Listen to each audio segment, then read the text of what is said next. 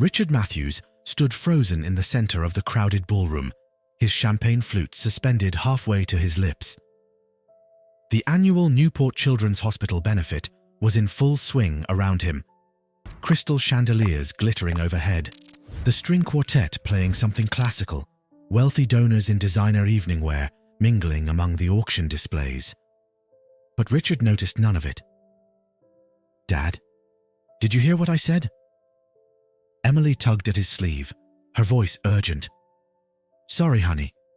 What did you say?" Richard blinked, trying to focus on his daughter's face.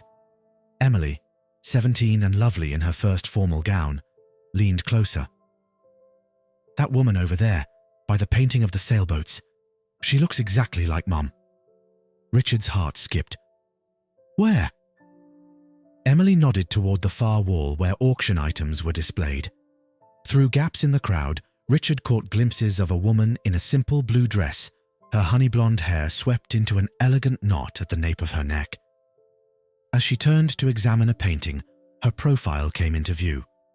Richard nearly dropped his glass. The resemblance was uncanny, the same delicate nose, the same graceful posture. Even from across the room, he could see how she tucked a strand of hair behind her ear, a gesture so achingly familiar it made his chest tight. "It can't be," he muttered, but his voice lacked conviction. 5 years had passed since Caroline's sailboat accident. 5 years since the Coast Guard had called to say his wife's empty boat had washed ashore. 5 years of raising Emily alone, building a new life, and finally remarrying last year. Caroline's body had never been recovered from the Atlantic, but after a year of searching, the authorities had declared her legally dead. "Dad, we have to talk to her." Emily was already moving forward, but Richard grabbed her arm. "Wait, let me handle this." His voice came out harsher than intended, and Emily's eyes widened in surprise. "Sorry," he said more gently. "Just let me go first." Emily nodded, but her eyes never left the mysterious woman. Richard made his way through the crowd, heart pounding. He'd almost reached her when a familiar voice called his name. "Richard, there you are." Vanessa, his wife of 14 months, appeared at his side, slipping her arm through his. At 42, Vanessa Sherman Matthews was striking in her red gown, dark hair arranged in a sophisticated style that complemented her sharp features. "The hospital board wants to thank you for your donation. Come meet the new director." "In a minute," Richard said, eyes still fixed on the blonde woman. "I need to—" But when he looked back, she was gone. "Who are you staring at?" Vanessa followed his gaze, frowning slightly. "No one," Richard said automatically. "Just thought I recognized someone."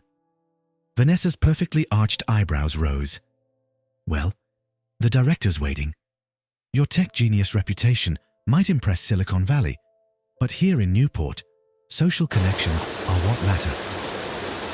As Vanessa led him away, Richard glanced back at Emily, who was now scanning the room with obvious disappointment. He gave her a small shake of his head. The woman had vanished. Later that night, Richard stood at the window of his home office, looking out at the moonlight reflecting off the Atlantic. The massive glass and steel house perched on Newport's cliffs had been his pride when he'd built it 3 years ago, a monument to his success and a fresh start after Caroline's death. But tonight, the expansive ocean view only reminded him of what he'd lost. A light knock interrupted his thoughts. "Come in," he called, expecting Emily. Instead, Rosa appeared, the housekeeper who had been with their family since before Caroline's disappearance. "I brought you some tea, Mr. Matthews," she said, setting down a mug. At 60, Rosa Garcia moved with the same quiet efficiency she always had, her dark hair now streaked with silver. "You seemed troubled at dinner." Richard smiled faintly. Rosa had an uncanny ability to read his moods. "Thank you, Rosa. I'm fine, just tired from the gala." Rosa nodded, but her expression suggested she didn't believe him. Miss Emily seemed upset too. She went to bed early. "I'll check on her." Richard picked up the tea. "Good night, Rosa." After Rosa left, Richard walked down the hall to Emily's room. The door was ajar, soft music playing inside. He knocked gently. "Come in," Emily called. She sat cross-legged on her bed, laptop open, still wearing her gala dress, though she'd kicked off her shoes. Her long blonde hair, so like her mother's, fell loose around her shoulders. "Hey, kiddo, you okay?" Richard sat on the edge of her bed. "Did you find her?" Emily asked without preamble. "No, she disappeared before I could reach her." Richard hesitated. Even if there was a resemblance, it couldn't possibly be Mom." Emily's blue eyes, Caroline's eyes, flashed with sudden anger. Why not? They never found her body. The investigation was thorough. The Coast Guard searched for weeks. "But they never found her," Emily insisted. "What if she's alive, Dad? What if she's been here all this time?" Richard sighed. They'd had variations of this conversation for years after Caroline's disappearance. Emily had always clung to hope, but eventually her questions had stopped. Until tonight. Your mom's sailboat washed up on shore empty. There was a storm. The evidence... Evidence isn't proof. Emily closed her laptop with a snap. "You didn't see her clearly tonight." "I did. And it was her, Dad." "I know it was." Richard ran a hand through his graying hair. At 46, he still maintained the trim physique of his younger days, but moments like this made him feel every one of his years. Even if this woman looks like Mom, it doesn't mean she is Mom. Resemblances can be coincidental. Or they can be because it's the same person, Emily countered. She leaned forward, suddenly intense. "Dad, doesn't it bother you not knowing for sure? Don't you want answers?" The question hit him harder than she could know. Of course it bothered him. The lack of closure, the nagging questions about the day Caroline disappeared, they had haunted him for years. But he'd learned to push those thoughts aside, to focus on Emily and his work. "Sometimes answers don't bring peace," he said quietly. "Sometimes they just bring more pain." Emily stared at him for a long moment. "Vanessa doesn't want you to look for this woman, does she?" The accusation caught him off guard. "This has nothing to do with Vanessa. It has everything to do with her. Ever since you married her, it's like Mom never existed. We don't talk about her. We packed away her photos." "That's not fair, Emily," Richard interrupted. "We've both tried to move forward. That doesn't mean we've forgotten Mom." Emily's eyes filled with tears. "I haven't moved forward. I can't. Not until I know what really happened." Richard felt his resolve weaken. He had always prided himself on his analytical mind, his ability to solve problems others couldn't crack. It was what had made him successful in tech. But this, the mystery of Caroline's disappearance, was the one problem he'd never truly solved. "I'll make some inquiries," he said finally. "See if I can find out who she is." Emily's face lit up with hope. "Really?" "Yes, but He held up a warning finger. "Don't get your expectations up. And please, don't mention this to Vanessa yet." As soon as he said it, Richard felt a stab of guilt. Keeping secrets from his wife wasn't something he'd ever planned to do. But Vanessa had always been sensitive about Caroline's memory, about being the second wife. News of a Caroline lookalike would only make things worse. "I won't say anything," Emily promised, throwing her arms around his neck. "Thank you, Dad." Later, lying awake beside Vanessa's sleeping form, Richard stared at the ceiling. The rational part of his brain knew Emily's hopes were almost certainly misplaced. The woman at the gala couldn't possibly be Caroline. But the part of him that had never fully accepted Caroline's death, that had always questioned the circumstances of her disappearance, that part wondered. And now that the seed of possibility had been planted, Richard knew he wouldn't rest until he found the mysterious woman and learned the truth. Tomorrow, he would begin searching. Not just for Emily's sake, but for his own.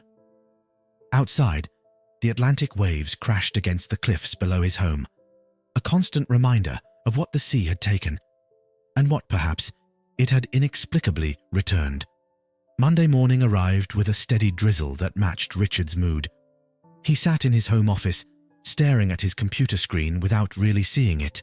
3 days had passed since the gala, and the image of the blonde woman still haunted him. "I brought your coffee, Mr. Matthews." Rosa placed a steaming mug beside him. "You've been in here since 6. Richard glanced at his watch, almost 9. "Thanks, Rosa. Is Emily up yet?" "She left early for school. Said something about debate team practice." Rosa lingered by the desk. She seemed excited, happier than I've seen her in a while. Richard nodded, feeling a mixture of guilt and determination. Emily's hope had been rekindled by the sighting at the gala, and now he had to find answers, one way or another. "Rosa," he said carefully, "did Emily talk to you about what happened at the gala? About the woman we saw?" Rosa's expression remained neutral, but Richard noticed how she busied herself straightening papers on his desk. "She mentioned it." "What do you think?" Richard pressed. "Emily believes this woman could somehow be Caroline." Rosa met his eyes briefly. 5 years is a long time, Mr. Matthews, but stranger things have happened." Before Richard could respond, his phone rang. Thomas Parker, his business partner and oldest friend, was calling. "I need to take this," Richard said. Rosa nodded and left, closing the door behind her. "Thomas," Richard answered. "What's up? Where are you?" Thomas sounded annoyed. "The Blue Stream investors arrived 20 minutes ago." Richard cursed under his breath. The meeting. With everything that had happened at the gala, he'd completely forgotten. "I'll be there in 30 minutes, he promised, already standing. "Make it 20, Thomas replied.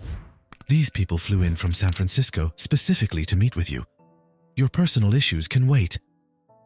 The line went dead before Richard could respond. He grabbed his jacket, downed his coffee, and headed for the garage. As he backed his Tesla out of the driveway, Richard caught sight of Vanessa through the kitchen window, talking on her phone. He'd barely spoken to her since the gala, making excuses about work pressure.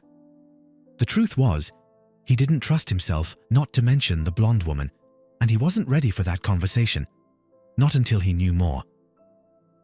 The Newport Technology Center, which housed Matthews Parker Tech, occupied a renovated textile mill near the harbor. By the time Richard arrived, the rain had stopped and weak sunlight glinted off the building's red brick exterior. Thomas was waiting in the lobby, his tall frame rigid with impatience. At 48, Thomas Parker still had the bearing of the college athlete he'd once been, though his dark hair was now gray at the temples. "They're in the conference room," Thomas said without preamble. "I've been stalling for 20 minutes. "I'm sorry," Richard said. "I got caught up in something and lost track of time." Thomas frowned. "Is everything okay? You've been distracted since the gala." "I'm fine," Richard lied. "Just some family stuff with Emily. College applications, you know." Thomas nodded, though he didn't look convinced. "Well, put it aside for the next hour. Blue Stream could be our biggest client yet." The meeting went well, despite Richard's distraction. Years of business negotiations had taught him how to focus when necessary, to project confidence even when his mind was elsewhere. By the end, the Blue Stream executives were smiling, and Thomas looked relieved. "We'll send over the contract by the end of the week," Richard promised as he walked them out. When they were gone, Thomas closed the conference room door. "Okay, what's really going on? And don't give me that college application crap." Richard hesitated. Thomas had been there through everything. Caroline's disappearance, the painful years after, even Richard's decision to marry Vanessa. If anyone would understand his current dilemma, it would be Thomas. "At the gala," Richard began, "Emily and I saw a woman who looked exactly like Caroline." Thomas's expression shifted from concern to alarm. "Richard, I know how it sounds," Richard cut him off, "but the resemblance was... It was uncanny, Thomas." "Did you talk to her?" No, she disappeared before I could reach her. Thomas sank into a chair. So you have no idea who she is or why she was at the gala? Not yet, Richard admitted, but I'm going to find out. Think about what you're saying, Thomas warned. Caroline died 5 years ago. We all grieved. You've moved on, built a new life with Vanessa, and now you're willing to risk all that because of a woman who shares some physical traits with your late wife. It's more than that, Richard insisted. Emily is convinced it's her mother. Emily was 12 when Caroline disappeared, Thomas said gently. She spent her teenage years without a mother. Of course she wants to believe. Richard ran a hand through his hair in frustration. What would you have me do? Ignore it? Pretend we never saw her? I'd have you be careful, Thomas replied. For Emily's sake, and your own. Even if you find this woman, chances are she's just someone who resembles Caroline. Getting Emily's hopes up could do more harm than good.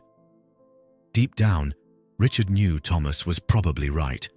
The odds of the woman actually being Caroline were astronomical, but he couldn't ignore the possibility, however small. I have to know, he said finally. One way or another. Thomas sighed.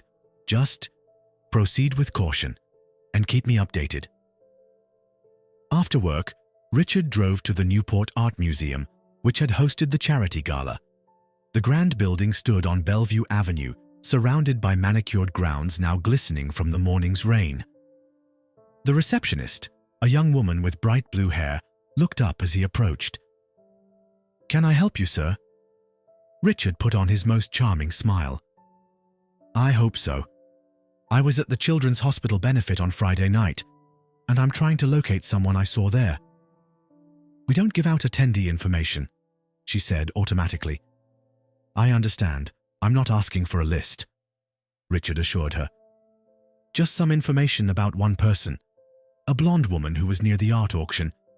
She was looking at the sailing paintings. The receptionist frowned. I wasn't working the gala, but... She hesitated, then lowered her voice. You might want to talk to Mrs. Delwood in our donor relations office. She knows everyone who attends these events. 5 minutes later, Richard was sitting across from Kathleen Delwood, a stately woman in her 60s, who regarded him with polite curiosity. Mr. Matthews, isn't it? Your company made a generous donation to our education program last year. Yes, that's right. Richard leaned forward. Mrs. Delwood, I'm trying to locate a woman who was at the gala Friday night. Blonde, mid-40s, wearing a blue dress. She was by the art auction. Mrs. Delwood tapped a pen against her desk thoughtfully. That could be several people. Was she a bidder? I don't know. She was examining a painting of sailboats. Ah! Mrs. Delwood's face brightened. That might be Margaret Wilson. She's new to Newport, moved here about 6 months ago. She runs the Saltwater Gallery over on Thames Street. Lovely woman, very knowledgeable about maritime art. In fact, she purchased that painting you mentioned. Richard's heart raced. A name, a location. Thank you, he said, standing. You've been extremely helpful. Mrs. Delwood smiled. Will we see you at the summer solstice fundraiser next month? Absolutely, Richard promised, already planning his next move. Outside, the afternoon sun had broken through the clouds, casting long shadows across Bellevue Avenue. Richard sat in his car, his mind racing. Margaret Wilson. The name meant nothing to him, but the fact that she was new to Newport, just 6 months, was interesting. Where had she been before? And why did she look so much like Caroline? He pulled out his phone, searching for the Saltwater Gallery. According to the website, it was open until 6. That gave him just over an hour. As he drove toward the harbor area, where Thames Street ran parallel to the water, Richard tried to temper his expectations. This woman, Margaret, was probably just someone who resembled Caroline. The conversation with Thomas had helped him see that. Still, as he parked across from the small but elegant gallery housed in a converted colonial building, Richard couldn't quiet the voice inside him that whispered, "What if?" Taking a deep breath, he got out of his car and crossed the street. Through the gallery window, he could see several customers browsing the displayed artwork, mostly ocean scenes and maritime paintings. And there, talking with an elderly couple, was the blonde woman from the gala, Margaret Wilson. Richard paused, his hand on the door. Now that the moment had arrived, he found himself hesitating. What would he say to her? How would he explain his interest without sounding unhinged? Before he could decide, the door opened from inside, and the elderly couple emerged. Behind them stood Margaret, looking directly at him with curious blue eyes, Caroline's eyes. "Can I help you?" she asked. Her voice was nothing like Caroline's. Where Caroline's had been warm and slightly husky, this woman's voice was higher, with a faint accent Richard couldn't place. "I hope so," he said, finding his voice at last. "My name is Richard Matthews. I think we were at the same event on Friday night." "Mr. Matthews," Margaret Wilson repeated, recognition flashing in her eyes. "Yes, the Children's Hospital benefit. Were you interested in marine art? We have several new pieces that weren't at the auction." Richard tried to focus, but standing this close to her was unsettling. The resemblance to Caroline was even more striking in person. The same heart-shaped face, the same small mole just below her right ear. Yet there were differences too. Margaret's hair was a shade darker than Caroline's had been, and fine lines creased the corners of her eyes that hadn't been there 5 years ago. "Actually," Richard said, finding his voice, "I was hoping to talk to you." Margaret tilted her head slightly, a gesture so like Caroline that Richard felt a physical ache in his chest. "About art?" she asked, glancing at her watch. "I have about 15 minutes before my next appointment." "Not exactly about art." Richard hesitated. How could he possibly explain? "This will sound strange, but you bear a remarkable resemblance to someone I used to know." Margaret's smile faltered slightly. "I see. And who might that be?" "My late wife, Caroline." The air between them seemed to grow heavy. Margaret's expression remained composed, but Richard noticed a subtle tightening of her shoulders. "I'm sorry for your loss," she said after a moment. "When did she pass away?"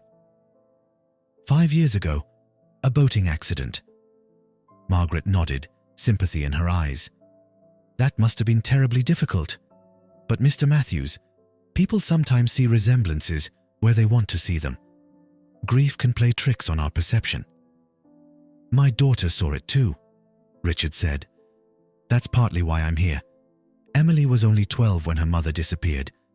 Seeing someone who looks so much like Caroline, it stirred up a lot of emotions for her." A flash of something, discomfort, concern, crossed Margaret's face. "I understand, but I'm not sure what you want from me." "Just to talk," Richard said, aware of how inadequate that sounded. "To learn a bit about you, where you're from, how you came to Newport." Margaret glanced around the gallery, where a few customers were still browsing. "This isn't really the time or place for personal conversations, Mr. Matthews. I have a business to run." "Of course," Richard said quickly. "Perhaps we could meet another time. For coffee, maybe." Margaret seemed to weigh her options, studying him with those familiar blue eyes. "I suppose that would be all right. There's a cafe 2 doors down. I'm free tomorrow at 10. "Perfect," Richard said, relief washing over him. "Thank you." As he turned to leave, Margaret called after him. "Mr. Matthews, I truly am sorry about your wife, but I'm not her. I hope you understand that." Richard nodded, not trusting himself to speak. Outside on the sidewalk, he took several deep breaths of salt-tinged air. The interaction had left him shaken. Margaret Wilson seemed genuine in her sympathy, and yet something felt off.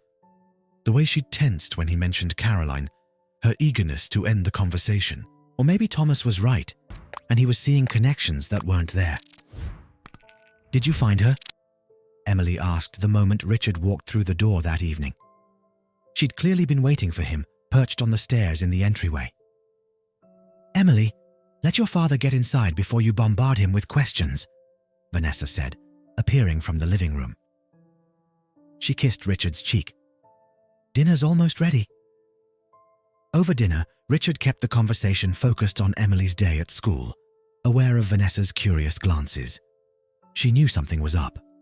Vanessa had always been perceptive, one of the qualities that had drawn him to her after years of loneliness following Caroline's death. Emily mentioned you were going to be late because of a new project, Vanessa said as they cleared the table. Anything interesting? Just exploring some new investment opportunities, Richard replied vaguely.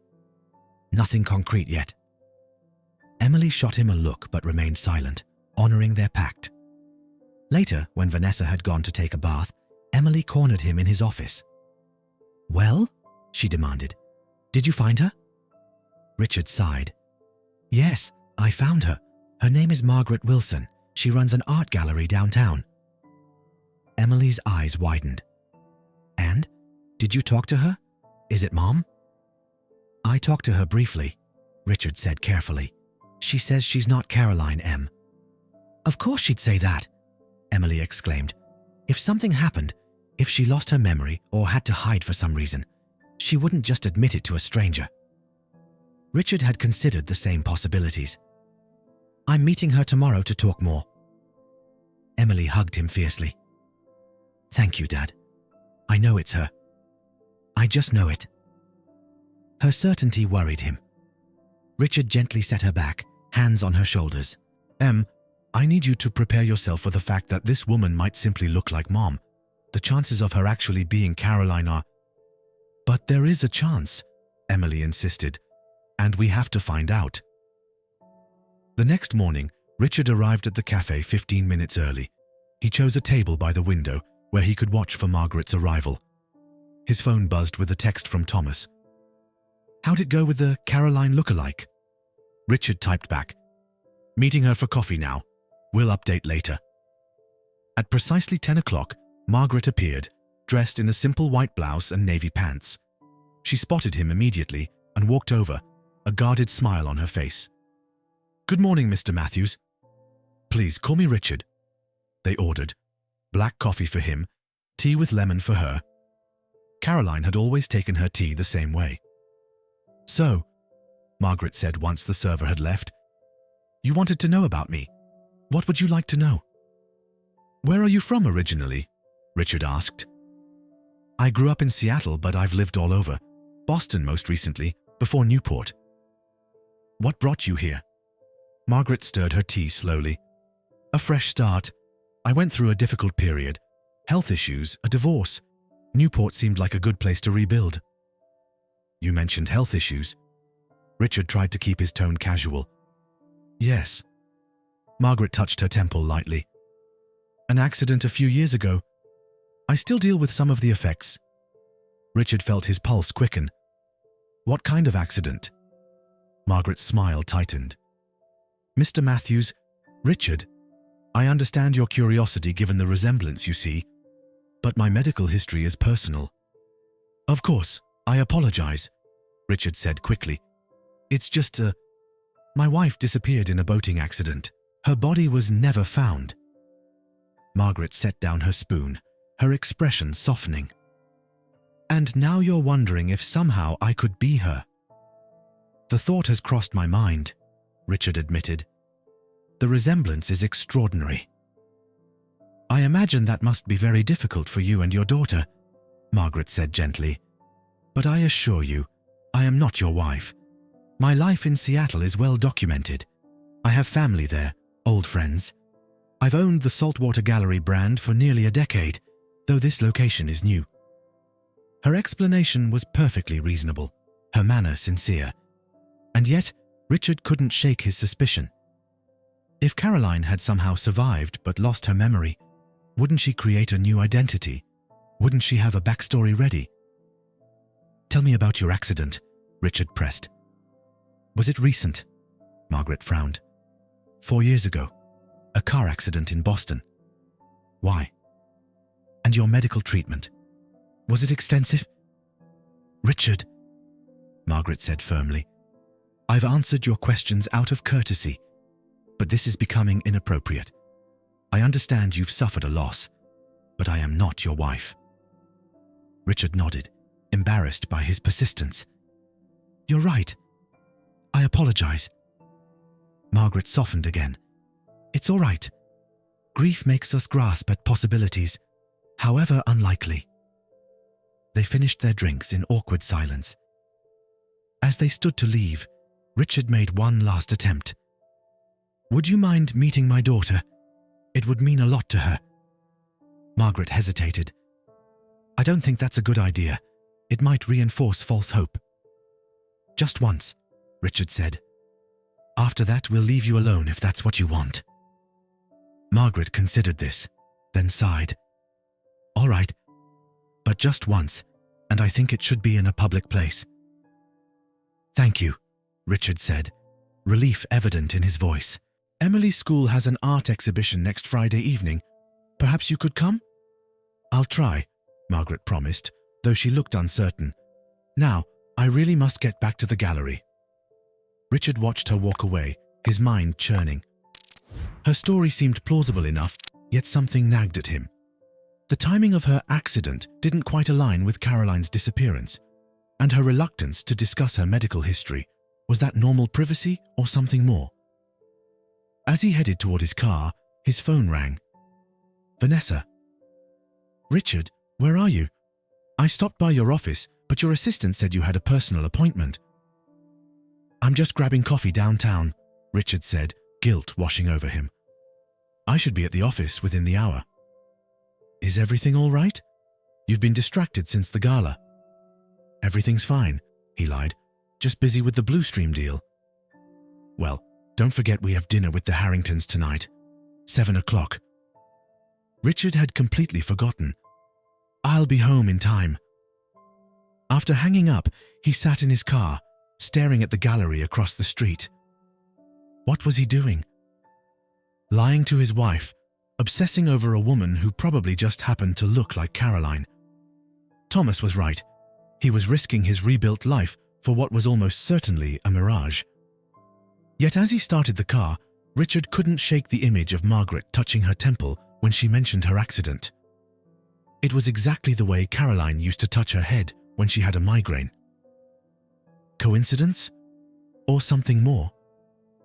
He would bring Emily to meet her, and then, depending on what happened, he would decide whether to pursue this further or let it go for good. The school gymnasium had been transformed for the annual spring art exhibition. Student artwork lined the walls, tables displayed ceramic sculptures, and a small stage had been set up for the presentations. Richard and Emily arrived early, both too anxious to stay home any longer. "Do you think she'll come?"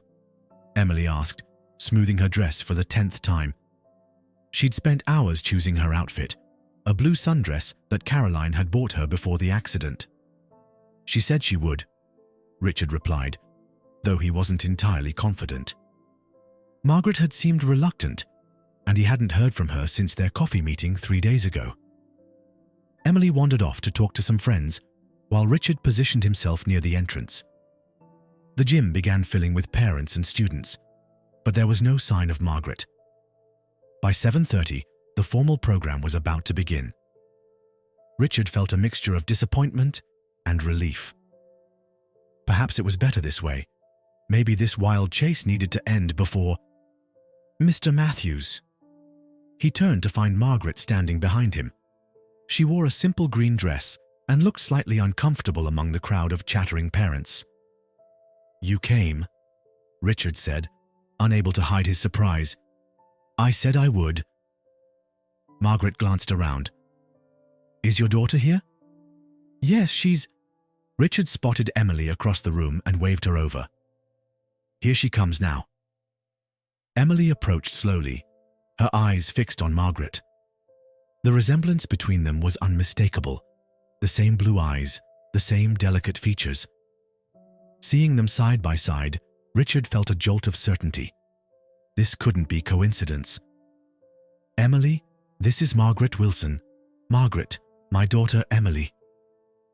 Emily extended her hand, her composure impressive for a 17-year-old facing such an emotional moment. It's nice to meet you, Ms. Wilson. Please, call me Margaret.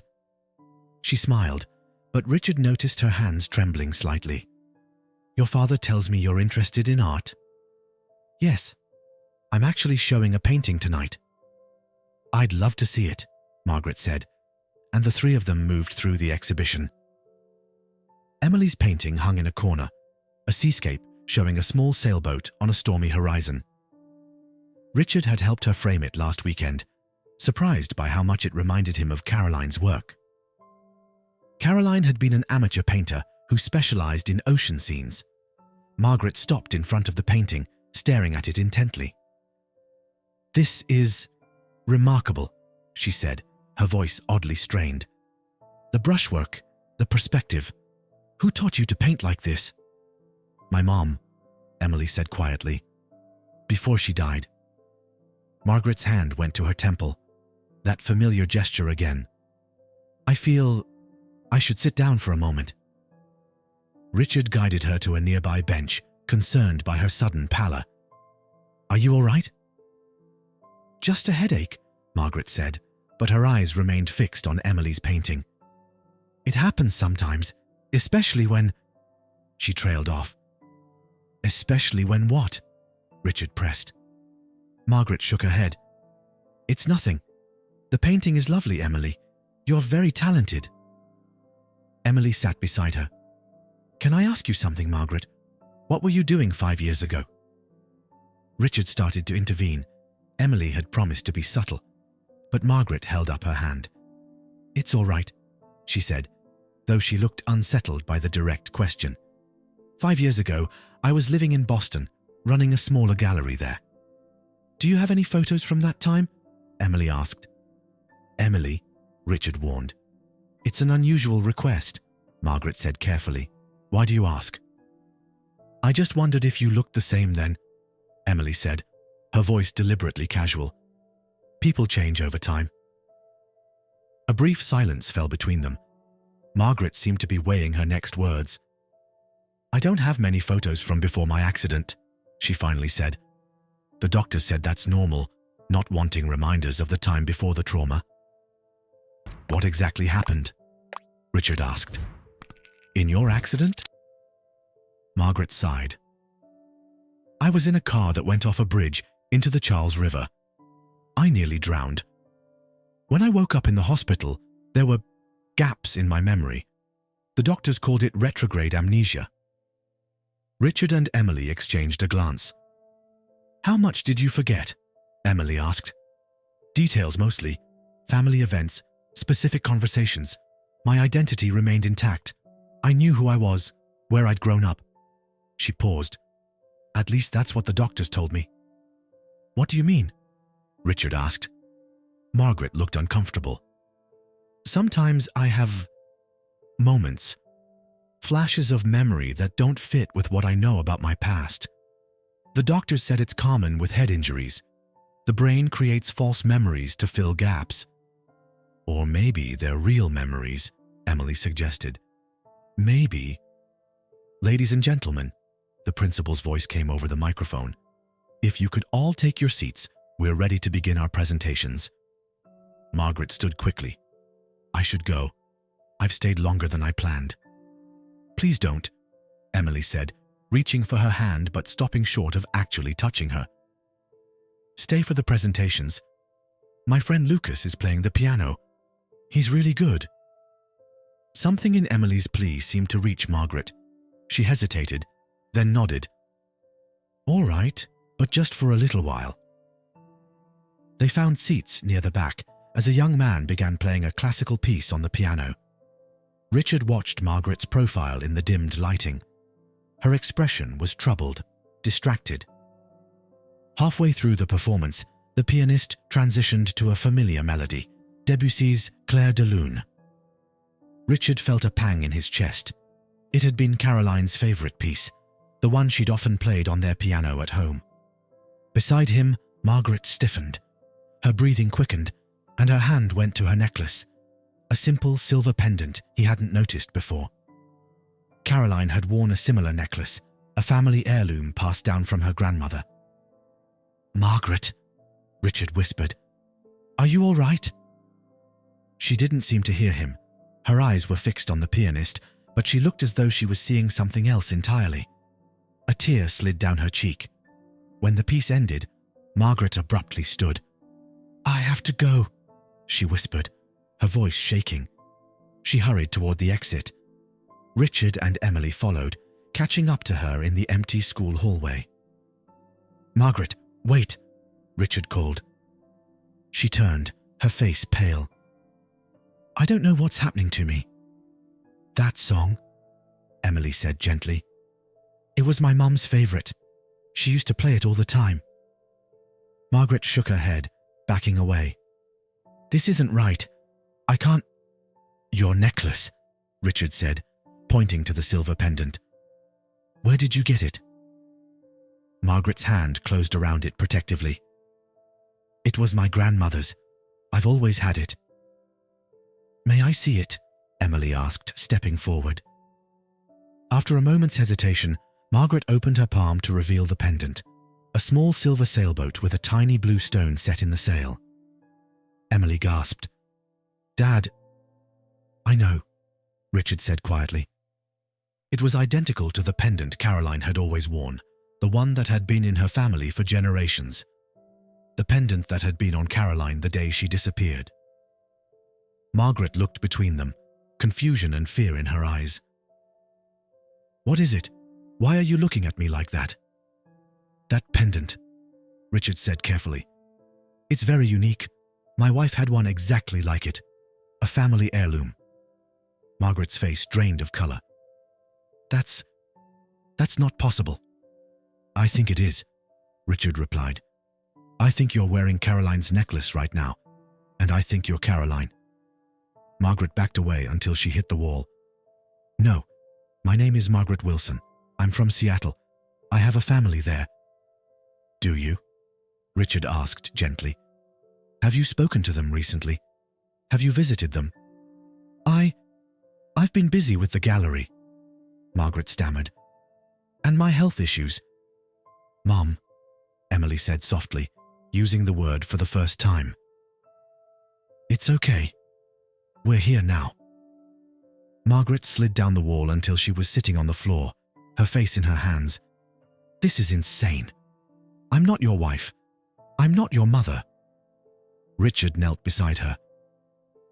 "The doctors who treated you after your accident, did they ever suggest you might have had a different identity before? That your memories of Seattle might have been constructed?" "No," Margaret whispered, but her denial lacked conviction. "They said I was lucky to remember as much as I did." "The accident," Richard pressed.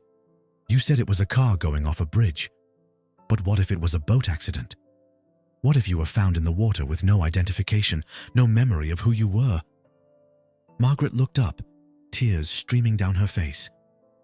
"Why would I create a whole false life?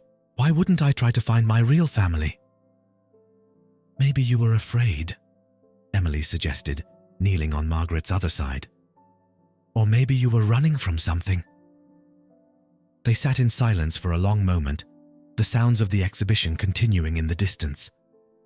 Finally, Margaret spoke, her voice barely audible.